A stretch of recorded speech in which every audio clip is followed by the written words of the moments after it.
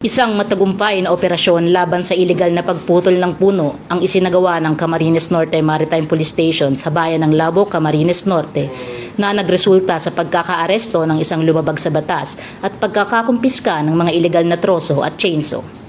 Sa ilalim ng pamumuno ni Police Major Lawrence P. Martinez at sa pakikipag-ugnayan sa Labo Municipal Police Station, nagsagawa ang Camarines Norte MARPSTA ng isang intelligence-driven anti-illegal logging operation sa bulubunduking bahagi ng Barangay San Antonio, Labo, Camarines Norte noong 7 ng Hulyo taong kasalukuyan.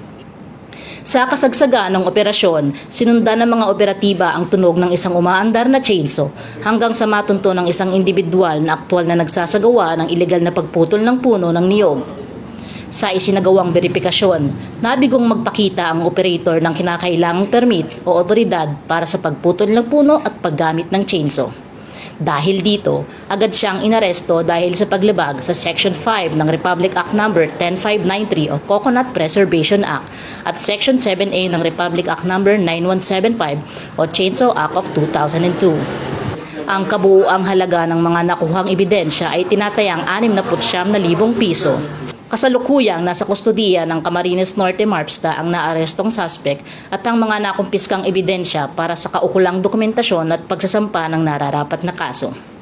Patuloy na pinaiigting ng Camarines Norte MARPSTA ang kampanya laban sa mga paglabag sa batas pangkalikasan upang mapangalagaan ang ating likas na yaman at mapanagot ang mga lumalabag sa batas. Alinsunod sa adhikain ng bagong PNP para sa bagong Pilipinas, serbisyong mabilis, tapat at nararamdaman. Mula dito sa Camarines Norte Maritime Police Station, ako si Police Corporal Maria Isabel Sara Yabud, alagad ng batas, tagataguyod ng Balitang Pulis.